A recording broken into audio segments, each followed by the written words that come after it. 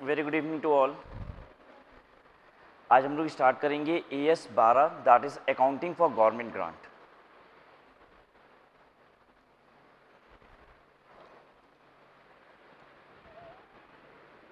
AS 12 accounting for government grant.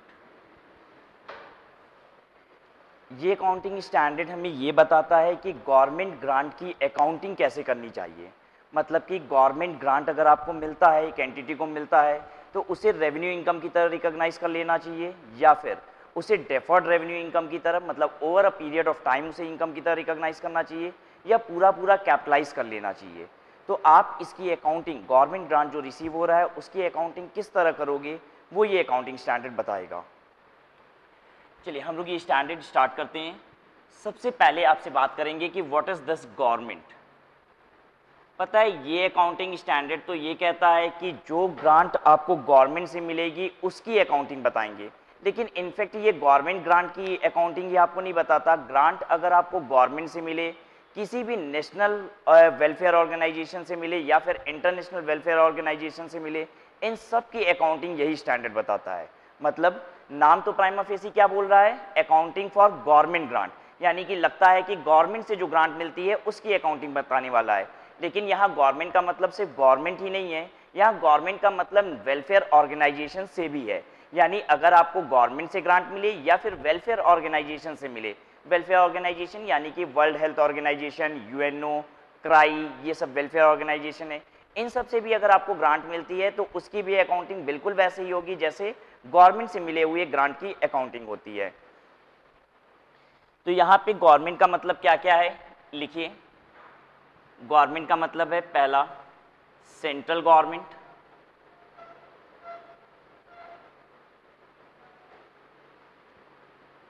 State government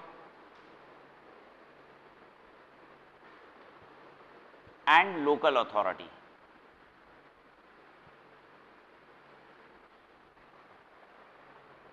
दूसरा national welfare organisation,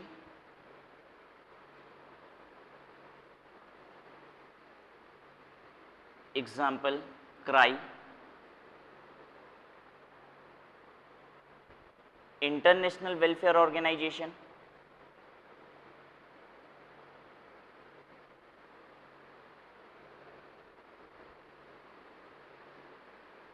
जैसे कि WHO, UNO।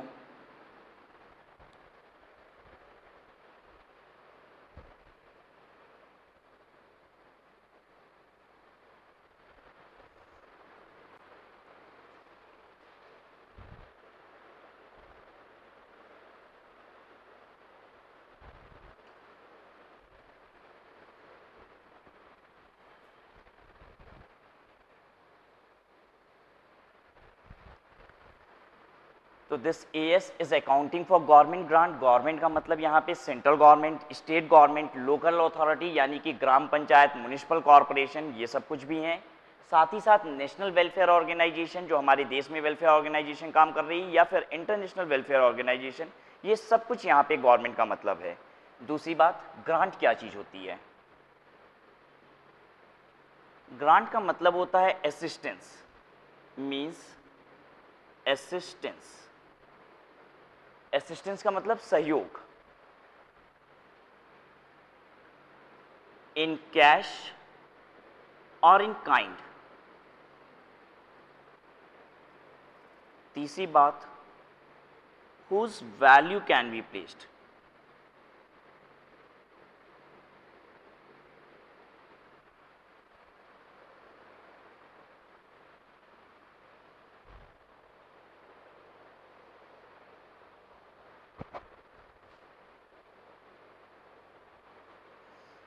Grant का मतलब होता है असिस्टेंस। असिस्टेंस का मतलब सहयोग, वो कैश में भी हो सकता है, काइंड में भी हो सकता है, लेकिन जिसकी वैल्यू प्लेस की जा सकती है। यानी अगर कोई ऐसा सहयोग है जिसकी वैल्यू प्लेस नहीं की जा सकती तो उसे ग्रांट नहीं कहा जाता। हम लोग उसकी अकाउंटिंग की बात नहीं कर रहे हैं। क्या ऐसे भी कुछ सहयोग हो सकते हैं जिनकी कोई वैल्यू नहीं होती? बिल्कुल हो सकते हैं। एक ब्लाइंड पर्सन है, वो आप रोड क्रॉस करना चाहता है, ठीक है, आपने उसे असिस्टेंस प्रोवाइड की, रोड क्रॉस करा दिया, बताइए इसकी क्या वैल्यू है? क्या आपने उसे असिस्टेंस दिया कि नहीं दिया? दिया।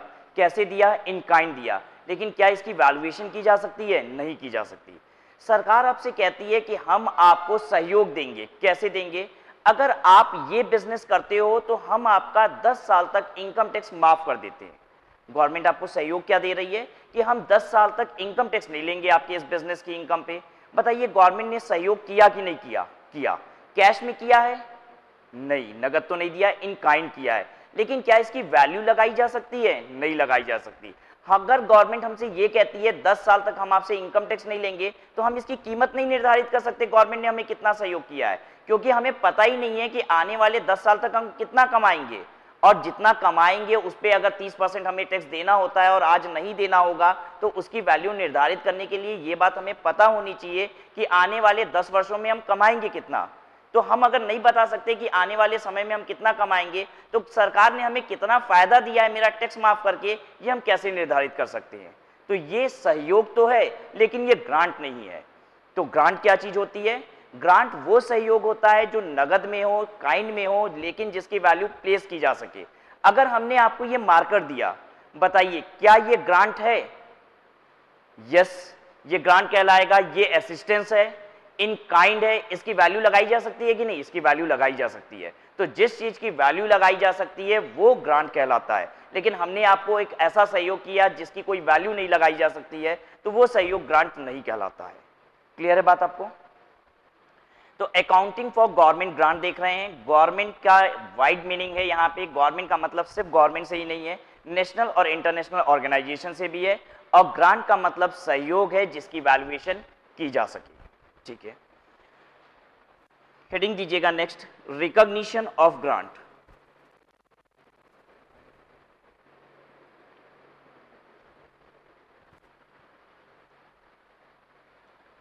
ग्रांट को कब रिकॉग्नाइज करेंगे आप? ग्रांट इज रिकॉग्नाइज्ड व्हेन, पहला, grant is received, or second, condition relating to grant is complied and there is reasonable certainty that grant would be received.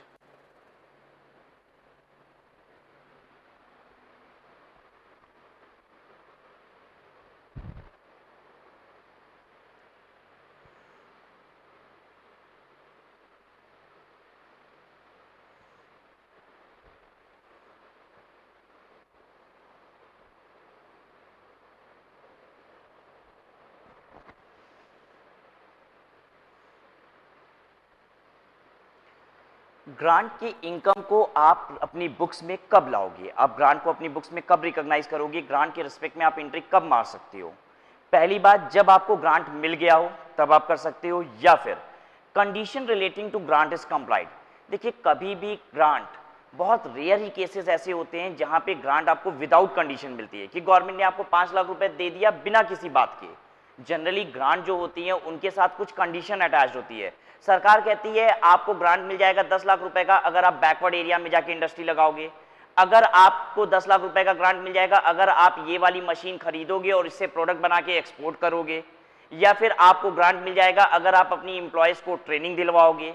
Government हमेशा अगर ग्रांट देती है तो कुछ ना कुछ उससे कंडीशन अटैच्ड होती है। मान लीजिए हमें ग्रांट तो रिसीव नहीं हुई है, लेकिन गवर्नमेंट ने जो कंडीशन ग्रांट के लिए अटैच की थी वो कंडीशन आपने फुलफिल कर दी है। ग्रांट मिल गई है तो हम ग्रांट को रिकॉग्नाइज कर लेते हैं अपनी बुक्स में, उसके लिए जो रेलेवेंट एंट्री होती है वो डाल देते हैं। और या फिर ग्रांट की रिलेटेड जो कंडीशन है वो आपने कंप्लाई कर दी and there is reasonable certainty that the grant would be received, और आपको लगता है कि there is a reasonable certainty कि ग्रांट आपको मिल जाएगा, तो ग्रांट के रिस्पेक्ट में अकाउंटिंग इफेक्ट कब डाला जाता है? या तो ग्रांट आपको मिल गया हो, दूसरी बात, या तो फिर ग्रांट से रिलेटेड कंडीशन आपने फुलफिल कर दी है और देयर इज रीजनेबल सर्टेनिटी कि ग्रांट आपको मिल जाएगा। रीजनेबल सर्टेनिटी का मतलब समझने जा रहे हैं।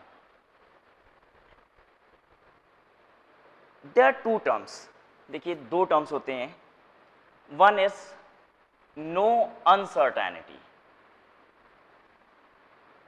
और दूसरा टर्म होता है सर्टेनिटी।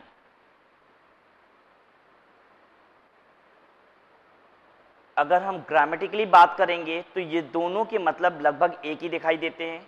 नो अनसर्टेनिटी मतलब ही क्या हो गया? सर्टेनिटी। हम दो बार यहाँ पे निगेटिव बात कर रहे हैं, एक बार नो बोल रहे हैं और फिर अनसर्टेनिटी बोल रहे हैं।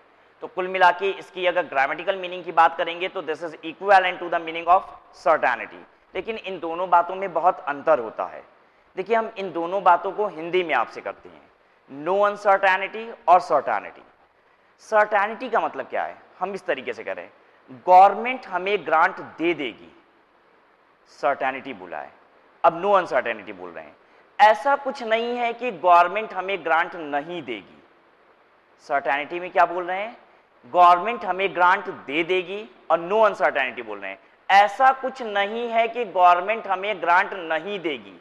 जब ये बताइए दोनों जगह मेरा टोन एक ही बात रिफ्लेक्ट कर रहा है? नहीं।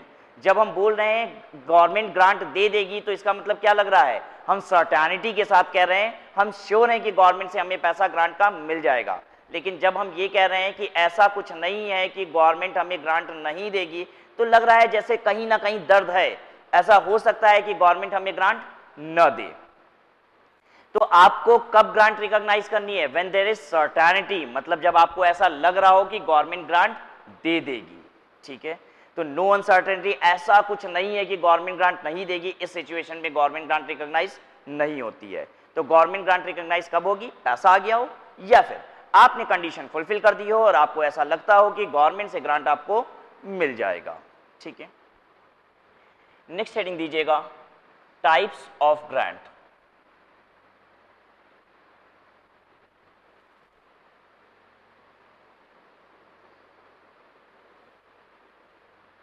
पहला, ग्रांट एज इनकम। दूसरा, ग्रांट फॉर एक्सपेंस। तीसरा, ग्रांट फॉर फिक्स्ड एसेट्स। चौथा, ग्रांट फॉर नॉन डेप्रिशिएबल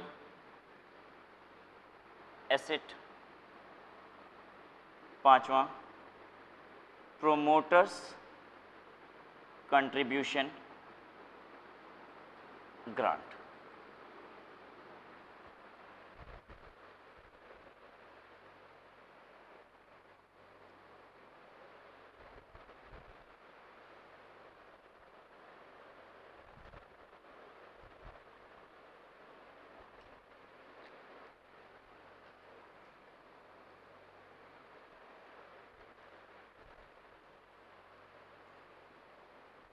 पहले इन सभी ग्रांट का मतलब समझते हैं, फिर उसके बाद इनकी अकाउंटिंग की बात करेंगे।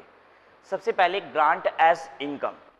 ग्रांट एज इनकम का मतलब ये होता है आपको जो ग्रांट मिल रही है वो सीधे सीधे आपकी इनकम है। आपको उस ग्रांट के रिस्पेक्ट में कोई भी कंडीशन कंप्लाई करने की जरूरत नहीं है और कोई खर्च करने की जरूरत नहीं है। आपको अगर ग्रांट अवार्ड रिवार्ड के फॉर्म में मिलता है तो उसे कहा जाता है ग्रांट एज इनकम। क्या कभी हमें ग्रांट अवार्ड और रिवार्ड के फॉर्म में भी मिलती है? हाँ, अगर गवर्नमेंट हमारी किसी एक काम की सराहना करती है, उसे रिकॉग्नाइज करती है, तो हमें ग्रांट एज इनकम रिसीव होती है। जैसे अगर हम बात करें तो लक्ष्मी निवास मित्तल को यूएनओ से ग्रांट मिला है और वो ग्रांट उनके लिए ग्रांट एज इनकम है। लक्ष्मी निवास मित्तल को multi billion pounds as grant मिला है यूनाइटेड नेशन से। पता है किस बात के लिए? क्योंकि उन्होंने एक ऐसी मशीन बनाई है जो क्लोरोफ्लोरोकार्बन एमिट नहीं करती है, और जनरली वो मशीन बाकी कंपनीज जब बनाती हैं तो क्लोरोफ्लोरोकार्बन एमिट करती हैं। सिंस आप साइंस के स्टूडेंट नहीं हो तो शायद क्लोरोफ्लोरोकार्बन आप ना समझ रहे हो। और क्लोरोफ्लोरोकार्बन वो गैस है जिसकी वजह से हमारा ओजोन लेयर डिप्लीट हो रहा है। हम नॉन साइंस की लैंग्वेज में बोलें तो ओजोन लेयर एक पर्दा है, ठीक है। सूर्य से और हमारे बीच में एक पर्दा है। सूरज की जो हार्मफुल रेज होती हैं, अल्ट्रावायलेट रेज, उससे हमें बचाता है वो पर्दा, लेकिन वो पर्दा नहीं, छन्ना बनते जा रहा है, ठीक है। क्लोरोफ्लोरोकार्बन क्या करता है, उस पर्दे में छेद कर रहा है और वो जो पर्दा है अब वो पर्दे की बजाय छन्ना बनते जा रहा है। तो क्लोरोफ्लोरोकार्बन ना एमिट हो, ये यूनाइटेड नेशन चाहता है। तो सिंस जिनकी हम बात कर रहे हैं लक्ष्मी निवास मित्तल की, उन्होंने अब ऐसी मशीनरी बनाई है जो क्लोरोफ्लोरोकार्बन एमिट नहीं करेगी, तो इसलिए यूनाइटेड नेशन से उनको अवार्ड मिला, एज रिवार्ड मिला grant, and that is called as grant as income. तो ग्रांट एज इनकम वो होता है जो आपके किसी पास्ट एक्टिविटी की सराहना की जाती है, आपकी किसी पास्ट एक्टिविटी को गवर्नमेंट रिकॉग्नाइज करती है और उसके लिए अवार्ड के फॉर्म में आपको पैसा देती है। ग्रांट फॉर एक्सपेंस क्या चीज होती है? कभी कभी हमें ग्रांट मिलता है खर्च करने के लिए, ठीक है। कैसा खर्च? जैसे इंडिया एक मेजर एक्सपोर्टर है टी का, ठीक है। गवर्नमेंट चाहती है कि यहाँ के जो एक्सपोर्टर्स हैं टी के वो और ज़्यादा एक्सपोर्ट करें। देखिए, एक सीधी सी बात ये होती है कि जहाँ से रेवेन्यू ज़्यादा आती है वो और ज़्यादा हो सकती है, लेकिन जहाँ रेवेन्यू नहीं आती है वहाँ ज़्यादा होना बहुत मुश्किल भी होता है। गवर्नमेंट को मालूम है कि हम दूसरे एरिया में एफर्ट लगाएंगे तो वो जल्दी नहीं होगा, लेकिन टी हमारा दुनिया भर में बिकता है तो वो अगर जितना बिकता है उससे 1.5 गुना भी करना होगा, दुगना भी करना होगा, तो वो जल्दी हो जाएगा। तो गवर्नमेंट जो टी के एक्सपोर्टर्स हैं उनको कहती है कि आपके टी की क्वालिटी उतनी अच्छी बस इसलिए नहीं है। हम एक एग्जांपल की बात कर रहे हैं कि गवर्नमेंट टी प्रोड्यूसर्स को कह रही है कि आपके टी की क्वालिटी उतनी अच्छी बस इसलिए नहीं है क्योंकि आपके वर्कर्स ठीक से प्रोसेस नहीं कर पाते हैं टी को। आपकी प्रोडक्शन बड़ी अच्छी होती है, आप चाय के जो बागान लगाते हो उसमें पत्तियां बड़ी अच्छी आती हैं, ठीक है, मशीनरी भी बड़ी अच्छी है, बस आपके वर्कर ठीक से प्रोसेस करना सीख जाएं तो चाय की क्वालिटी और इंप्रूव हो जाएगी और जिस चाय के लिए हमें $2 मिलते हैं उसकी जगह $2.25 मिल सकते हैं। अगर गवर्नमेंट को ऐसा लगता है तो गवर्नमेंट क्या करती है, उन एक्सपोर्टर्स को कहती है आप अपने एम्प्लॉय को क्यों नहीं ट्रेनिंग दिलाते हो, चलो इसका खर्चा कौन बियर करेगा, गवर्नमेंट बियर करेगी। गवर्नमेंट कहती है लो 10 लाख रुपए और अपने एम्प्लॉय को ट्रेनिंग दिलाओ कि टी की प्रोसेसिंग अच्छी क्वालिटी की कैसे हो सकती है, ठीक है। अब ये जो ग्रांट मिला है कंपनी को, वो कैसा ग्रांट है? Grant for expense. कंपनी को ग्रांट तो मिला है लेकिन ये पैसा खर्च करना है, ठीक है। लक्ष्मी निवास मित्तल को जो पैसा मिला था क्या उसे कहीं खर्च करना था, कोई ऑब्लिगेशन भी थी? नहीं। ग्रांट एज इनकम वो एक ग्रांट होती है जहां पे ग्रांट के साथ कोई ऑब्लिगेशन नहीं आती, पाने वाले के हाथ में वो सीधे सीधे इनकम होती है, क्योंकि वो ग्रांट आपको आपकी पास्ट एक्टिविटी की वजह से मिला है जो गवर्नमेंट ने रिकॉग्नाइज किया है। ग्रांट फॉर एक्सपेंस, आपको ग्रांट तो मिला है गवर्नमेंट से लेकिन उसके साथ साथ एक ऑब्लिगेशन भी चल के आया है, आपको खर्चा करना पड़ेगा। और ऐसे केस में ग्रांट फॉर एक्सपेंस आपके लिए कभी भी इनकम के फॉर्म में एडिशनल रेवेन्यू जनरेट नहीं करता। मतलब अगर हमें 10 लाख रुपए ग्रांट के फॉर्म में आया है तो वो 10 लाख रुपए हमें एक्सपेंड करने ही है। ग्रांट फॉर फिक्स्ड एसेट, जिस तरीके से हमने बात की टी के एक्सपोर्टर्स की, उसी बात को हम आगे कंटिन्यू कर सकते हैं कि टी की प्रोसेसिंग वर्कर्स तो बड़ी अच्छी करते हैं, चाय के पौधे भी कंपनी बड़ी अच्छे लगा रही है, लेकिन जो मशीनरी है वो आउटडेटेड हो चुकी है, वो प्रोसेस बहुत अच्छा नहीं करती है। गवर्नमेंट को लगता है कि अगर ये टी के प्रोड्यूसर मशीनरी अपनी बदल ले, नई मशीनरी लगा लें, तो ऐसे में इनकी क्वालिटी बहुत इंप्रूव कर जाएगी और टी के एक्सपोर्ट से फॉरेन एक्सचेंज की अर्निंग बहुत ज़्यादा हो जाएगी। गवर्नमेंट देख रही है कि ये कंपनीज अपने मन से अपने जो फिक्स्ड एसेट हैं वो बदलने वाले नहीं हैं, या तो इनकी कॉस्ट बहुत ज़्यादा है, अफोर्ड नहीं कर सकती है ये इंडस्ट्रीज, तो गवर्नमेंट कहती है चलो 60% कॉस्ट हम बियर कर लेंगे, 70% कॉस्ट हम बियर कर लेंगे, 80% कॉस्ट हम बियर कर लेंगे, आप एक नई मशीन लगा ही लो, ठीक है। तो ग्रांट आपको फिक्स्ड एसेट के रिस्पेक्ट में भी मिलता है, तो फिक्स्ड एसेट के रिस्पेक्ट में जो ग्रांट मिलता है उससे कंपनी क्या करती है, फिक्स्ड एसेट को एक्वायर करती है। Grant for non depreciable asset, non depreciable asset का मतलब है लैंड, स्टॉक, इन सब के लिए, ठीक है। देखिए, गवर्नमेंट के अपने मतलब की इंडस्ट्री होती है जिससे देश को फायदा होगा तो गवर्नमेंट तो ग्रांट देती ही है, ठीक है। गवर्नमेंट को लगता है कि इस इंडस्ट्री को चलाने के लिए हमें जमीन देने की जरूरत है तो गवर्नमेंट क्या करती है, कहती है लैंड एक्वायर कीजिए, उसकी कॉस्ट को हम भी फाइनेंस करेंगे कुछ हद तक, ठीक है। कभी कभी गवर्नमेंट स्टॉक के लिए क्यों फाइनेंस करती है? बहुत सारी इंडस्ट्री ऐसी होती है जिसके लिए अगर गवर्नमेंट स्टॉक पे फाइनेंस ना करे, मतलब स्टॉक के रिस्पेक्ट में ग्रांट ना दे, तो ऐसे में वो कंपनी का चलना मुश्किल हो जाएगा। लेकिन गवर्नमेंट चाहती है कि वो इंडस्ट्री चले। जैसे कि चिमनी में फिल्टर बनाने वाली कंपनी, कुछ कंपनीज ऐसी हैं जो चिमनी के फिल्टर्स बनाती हैं। जो गैसेस चिमनी से, इंडस्ट्रीज जो गैस एक चिमनी लगाती है उससे जो गैस निकल रहा है वो पॉल्यूटिंग नेचर के हैं। लेकिन कुछ कंपनीज एक ऐसा फिल्टर बनाती है कि अगर वो चिमनी पे लगा दिया जाए तो गैस जब उसमें से होके ट्रांसफर होगी बाहर तो वो पॉल्यूटिंग नेचर की नहीं होगी। मान लीजिए एक कंपनी इस तरीके का फिल्टर बनाती है और वो फिल्टर की कीमत है 10 लाख रुपए। बताइए वो कंपनी फिल्टर बेचने के लिए मार्केट में आती है, जितने इंडस्ट्रियलिस्ट हैं उनसे कहती है ये लो 10 लाख रुपए का फिल्टर लगा लो। बताओ कोई इंडस्ट्रियलिस्ट लगाएगा? नहीं लगाएगा। अगर मान लीजिए हम भी इंडस्ट्री वाले हैं और हमारे गैस से नेचर पॉल्यूट हो रहा है, मेरे पास वो आएगा कहेगा 10 लाख रुपए का ये फिल्टर लगा लो, तो हम कहेंगे इससे क्या होगा? क्या मेरे कस्टमर बढ़ जाएंगे? नहीं। नेचर पॉल्यूट हो रहा है तो होने दो, लोग इतना सिगरेट पे फूंक के धुआं उड़ा रहे हैं, थोड़ा सा मेरी चिमनी से भी निकल जा रहा है तो क्या बिगड़ रहा है? ठीक है, हम क्यों 10 लाख रुपए अपने लगाएंगे? और यही हर जगह होगा। कोई भी फिल्टर क्यों लगाएगा 10 लाख रुपए का? उससे उसको क्या फायदा होगा? अगर हमारे गार्बेज से गंगा जी पॉल्यूट हो रही हैं तो इससे हमको क्या फर्क पड़ रहा है? अगर उसके लिए 20-25 लाख रुपए मेरी जेब से लगेंगे तो हम तो नहीं लगाएंगे, पॉल्यूट हो रही है तो होने दो। ठीक है, अगर मेरी चिमनी से गैस ऐसा निकल रहा है जिससे नेचर पॉल्यूट होता है तो इंडस्ट्रियलिस्ट 10 लाख रुपए का फिल्टर तो नहीं लगाने वाला है, वो कहेगा जाने दो, पॉल्यूट होने दो। अब गवर्नमेंट क्या करती है? फिल्टर बनाने वाली कंपनी को कहती है नहीं, तुमको जाके बेचना पड़ेगा। ठीक है, तो वो कहता है सामने वाला पैसा ही नहीं देता है, 10 लाख रुपए का फिल्टर है, कहता है 8 लाख रुपए दे देंगे लेकिन किस्तों में बना दो, 1-1 लाख रुपए महीना करके, या फिर 50-50 हजार रुपए महीना करके। गवर्नमेंट कहती है दो, तुम थोड़ा सा घाटा सह लो, थोड़ा सा क्या करो, उसको सस्ते में दे दो, दूसरी बात उसको इंस्टॉलमेंट में दे दो, इन सब की भरपाई कौन करेगा? हम करेंगे। गवर्नमेंट कहती है हम तुमको क्या करते हैं 5 लाख रुपए अलग से दे देते हैं। ठीक है, तो गवर्नमेंट आपको ग्रांट देती है स्टॉक के लिए। क्यों देती है? हमने आपको बताया कि जनरली वो स्टॉक रिक्वायर्ड है मार्केट में, अदरवाइज कोई उसे खरीदता नहीं। तो गवर्नमेंट वैसे फिल्टर्स को प्रमोट करने के लिए अब क्या कर रही है? अपनी जेब से पैसा लगा रही है। क्लियर है बात आपको? तो एट टाइम्स गवर्नमेंट लैंड के लिए, स्टॉक के लिए भी आपको ग्रांट देती है। उसके बाद promoters contribution grant. Promoters contribution grant का मतलब होता है गवर्नमेंट एक बिजनेस को प्रमोटर जैसे प्रमोट करता है उस तरीके से गवर्नमेंट भी प्रमोट कर रही है। तो प्रमोटर कंट्रीब्यूशन का मतलब होता है प्रोजेक्ट एज अ होल में पैसा लगाना। और जनरली गवर्नमेंट पूरे प्रोजेक्ट में पैसा कब लगाती है? जब वो कहीं बैकवर्ड एरिया में जाके कोई इंडस्ट्री लगाता है। गवर्नमेंट किसी एरिया को बहुत ज़्यादा डेवलप करना चाहती है तो कहती है कि इस एरिया में आके इंडस्ट्री लगाइए, 60% कीमत इसकी कौन देगा? हम दे देंगे। तो इसे कहा जाता है प्रमोटर्स कंट्रीब्यूशन ग्रांट। मतलब कि प्रमोटर जैसे पैसा लगा रहा है वैसे ही हम भी क्या करेंगे? इस पूरे प्रोजेक्ट में पैसा लगाएंगे। और जनरली ये promoter contribution grant backward area में इंडस्ट्री लगाने के लिए मिलता है।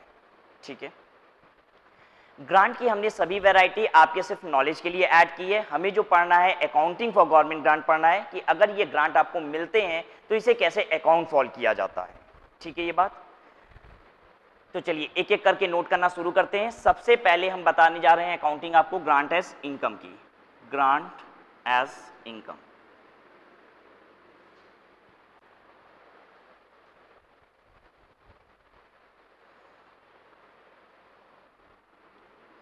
This grant is transferred to,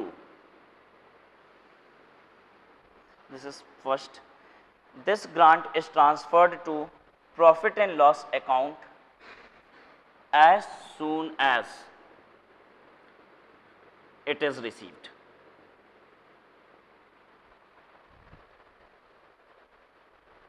आपको जैसे ही ये ग्रांट मिलती है इसे पीएल में ट्रांसफर कर दिया जाता है, यही इसकी अकाउंटिंग होती है। ठीक है, तो ग्रांट एज इनकम के लिए कोई ऑब्लिगेशन तो है नहीं, सीधे सीधे इनाम आया है तो इनाम को हम कहाँ डाल देते हैं? पीएल में डाल देते हैं, वो मेरी सीधे रेवेन्यू इनकम बनती है। क्लियर है बात सबको? तो इसकी एंट्री बनाते हैं हम लोग। एंट्री क्या करेंगे? इसके लिए हमें पैसा आएगा सबसे पहले, तो हम एंट्री करेंगे bank account debit to grant.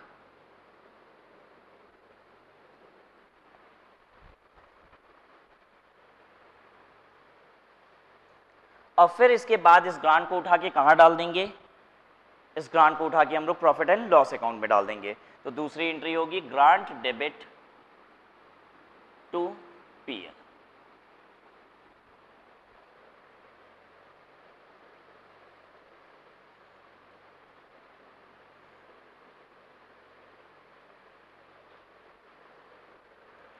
दूसरा लिखिएगा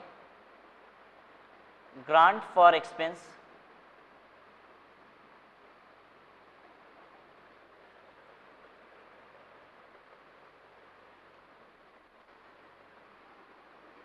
it is treated as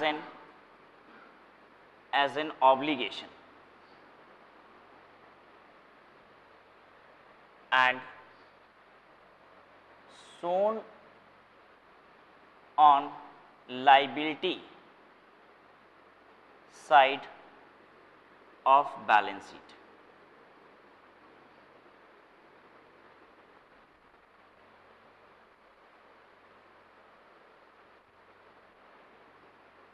This grant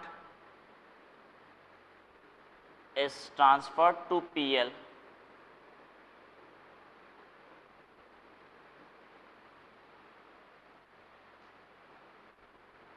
equivalent to the amount of grant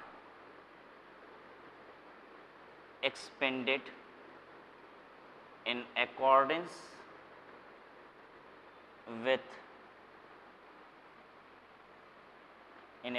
with instruction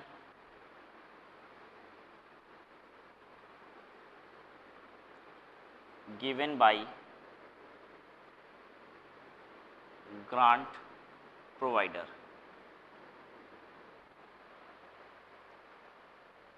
इस ग्रांट को आप ऑब्लिगेशन की तरह ट्रीट करते हो और liability side of the balance sheet में दिखाते हो। इस ग्रांट को पीएल में डाला जाता है, कितना अमाउंट, सिर्फ उतना ही अमाउंट जितना ग्रांट आप उस इंस्ट्रक्शन के हिसाब से खर्च कर देते हो जिस इंस्ट्रक्शन के साथ आपको ग्रांट दिया गया था। इसका मतलब ये है कि जैसे ही हमें ग्रांट मिलता है तो पहली एंट्री तो हम क्या कर देते हैं, bank account debit to grant. ठीक है, मान लीजिए ये एंट्री आपने की है 15 मार्च को और 31 मार्च तक आप इस पैसे को खर्च नहीं कर पाए, तो कैसे दिखाई देगा, बैंक अकाउंट हमारा एसेट साइड में दिखाई दे रहा है और ये ग्रांट कहां दिखाई देगी, लायबिलिटी साइड में। लेकिन अगर आपने पैसा खर्च कर लिया इस ग्रांट में से तो हम एंट्री क्या करेंगे, अगर आपने कोई खर्चा किया है तो हमें ये ग्रांट क्यों मिला है, कुछ खर्चा करने के लिए। ठीक है, तो पहले तो हमने एंट्री की bank account debit to grant. अब जब खर्चा करेंगे तो खर्चे की एंट्री डालो। खर्चे की एंट्री क्या होगी, एक्सपेंस डेबिट टू बैंक। हमने खर्चा कर दिया।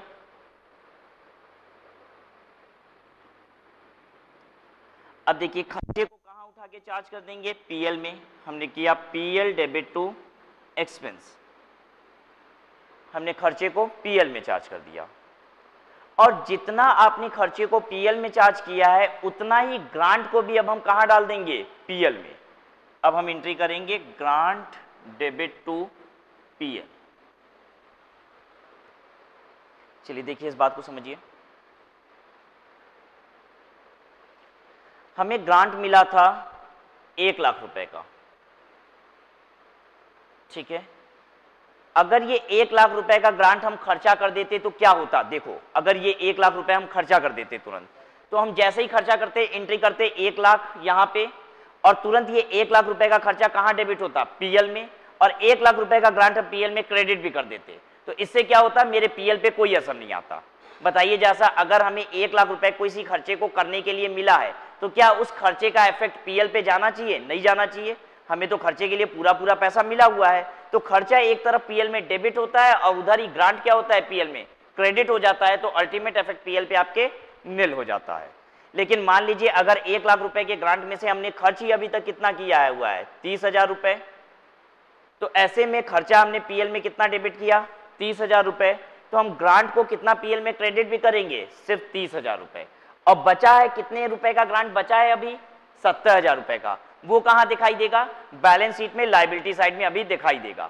फिर अगले साल इस 1 लाख रुपए में से जो 70,000 बचे हैं उसमें से 40,000 खर्च कर देते हैं। फिर 40,000 खर्च करेंगे तो एक्सपेंस 40,000 रुपए का पीएल में डेबिट करेंगे और ग्रांट 40,000 रुपए का पीएल में क्रेडिट करेंगे, फिर हमारी बैलेंस शीट में कितना बच जाएगा ग्रांट? 30,000 रुपए। और फिर जिस दिन हम 30,000 रुपए वो भी खर्च कर देंगे तो पीएल में डेबिट करेंगे खर्चे को और ग्रांट को क्रेडिट कर देंगे। ठीक है ये बात? तो देखिए इस खर्चे को जब आपको ग्रांट मिल जाता है किसी खर्चे के रिस्पेक्ट में तो उस खर्चे का इफेक्ट पीएल पे नहीं जाएगा, क्योंकि जितना आप ग्रांट को क्रेडिट कर रहे हो उतना ही खर्चा आपका पीएल में डेबिट भी हो रहा है।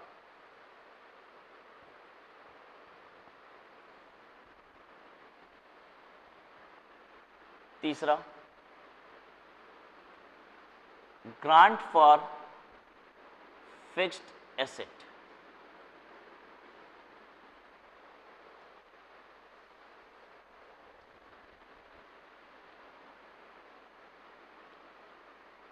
Grant for fixed asset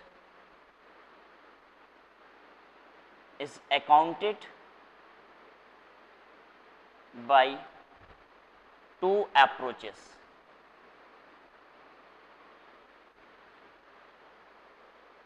अगर आपको ग्रांट फिक्स्ड एसेट के लिए मिलते हैं तो इसकी अकाउंटिंग के दो अप्रोचेस होते हैं, ए डिडक्टिव अप्रोच और बी एडिटिव अप्रोच।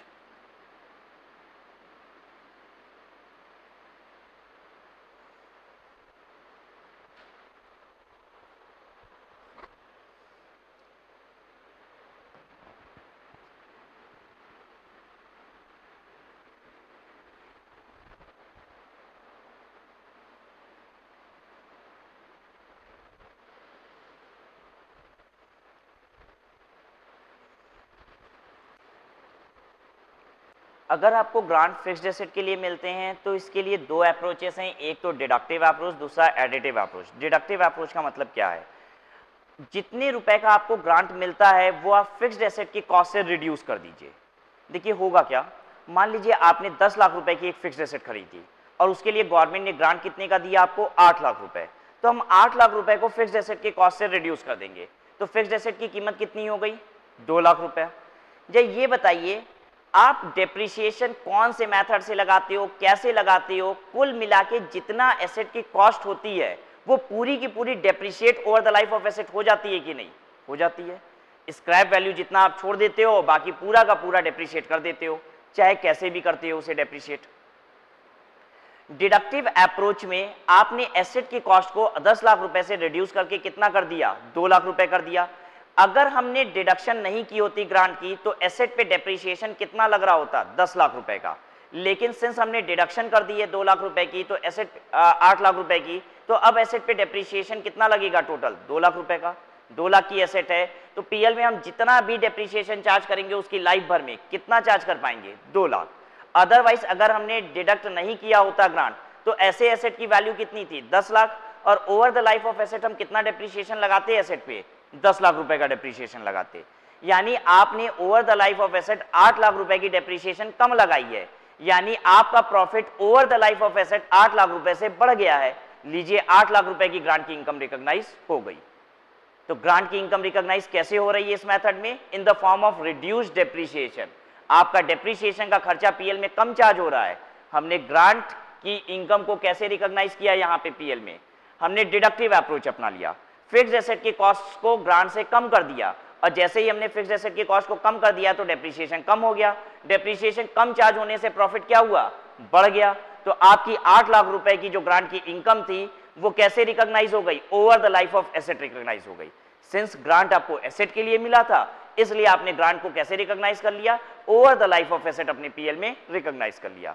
किस फॉर्म में? In the form of reduced depreciation, come depreciation charge करते हुए। एडिटिव अप्रोच क्या होता है? एडिटिव अप्रोच ये कहता है कि आपको फिक्स्ड एसेट की कॉस्ट से ग्रांट को रिड्यूस करने की जरूरत नहीं है। ग्रांट को सेपरेट रखिए और अपने फिक्स्ड एसेट की कॉस्ट को सेपरेट रखिए। जिस रेशियो में आप फिक्स्ड एसेट पे डेप्रिसिएशन चार्ज कर रहे हो उसी रेशियो में आप अपने ग्रांट को अलग से एमोर्टाइज करो। फिक्स्ड एसेट को जैसे हम डेप्रिशिएट कर रहे हैं, यानी फिक्स्ड एसेट को जिस रेशियो में हम डेप्रिसिएशन डाल रहे हैं उसी रेशियो में हम पीएल में क्रेडिट करेंगे। किसको? ग्रांट की एमोर्टाइजेशन को। एक तरफ हम फिक्स्ड एसेट पे डेप्रिसिएशन लगाएंगे और दूसरी तरफ ग्रांट को एमोर्टाइज करके पीएल को क्रेडिट करेंगे। ठीक है ये बात? चलिए लिखिए, deductive approach.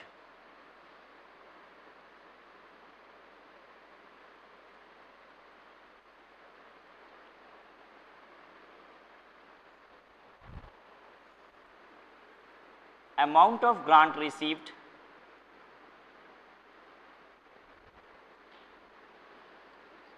is deducted from the cost of asset and is recognized and is therefore recognized as income in the form of reduced depreciation.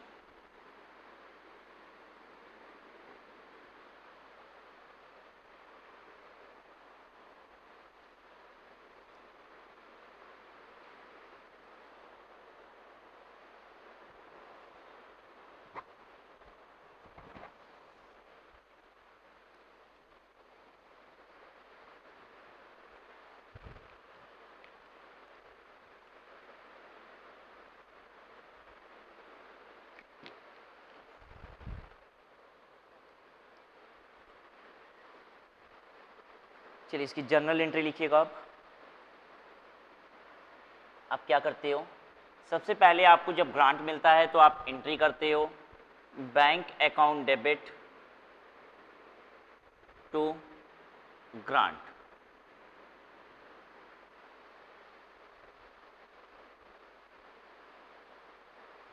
फिर उसके बाद आप फिक्स्ड एसेट परचेज करते हो, आप एंट्री करते हो asset account debit to bank, और फिर एसेट की कीमत को आप ग्रांट से कम कर देते हो। कैसे करते हैं हम, ग्रांट डेबिट टू एसेट, ये पहली एंट्री करते हो, ये दूसरी एंट्री करते हो, ये तीसरी एंट्री करते हो। If due to entry 3 fixed asset becomes asset value becomes 0, then asset is raised in book by nominal value.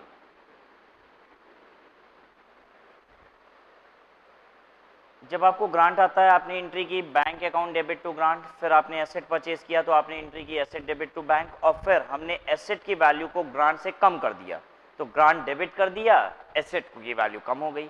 अब मान लो आपको बैंक से ग्रांट भी कितना मिलता है, 10 लाख रुपए, और आपने एसेट भी कितने की परचेज की है, 10 लाख रुपए, पूरा ग्रांट मिला हुआ था। तो एसेट में जैसे ही हम ये एंट्री करेंगे grant debit 10 lakh to asset 10 lakh, तो क्या होगा, ग्रांट भी खत्म हो गया और एसेट भी खत्म हो गया, एसेट की वैल्यू 0 हो गई।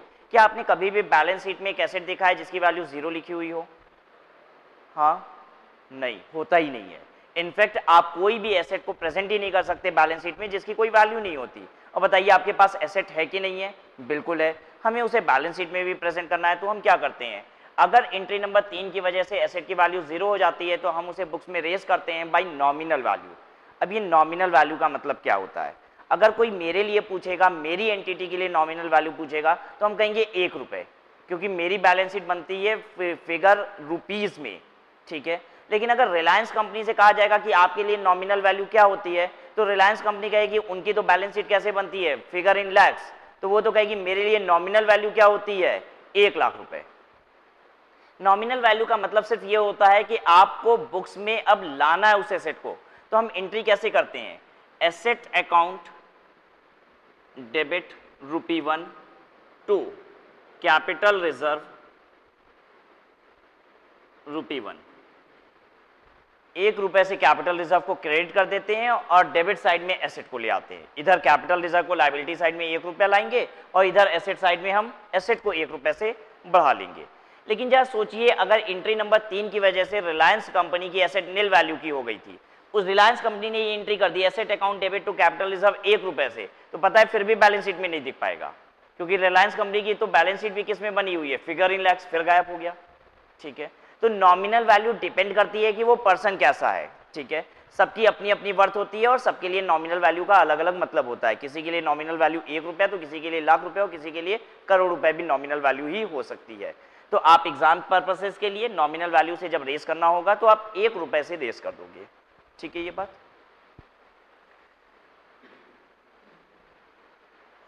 मान लीजिए आपको एसेट मिला हुआ ही काइंड में है, इन केस आपको एसेट काइंड में मिलता है तो भी उसके लिए क्या एंट्री की जाती है, यही एंट्री की जाती है asset account debit to capital reserve 1 रुपए से।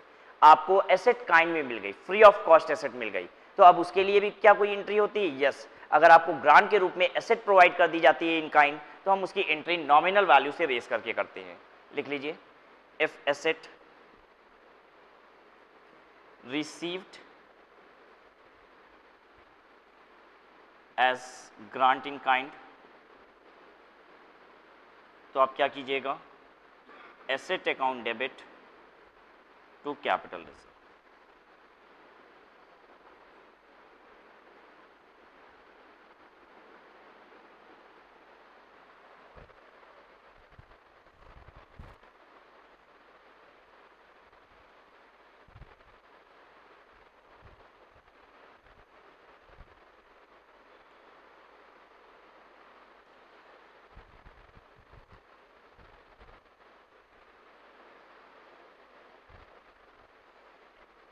देखिए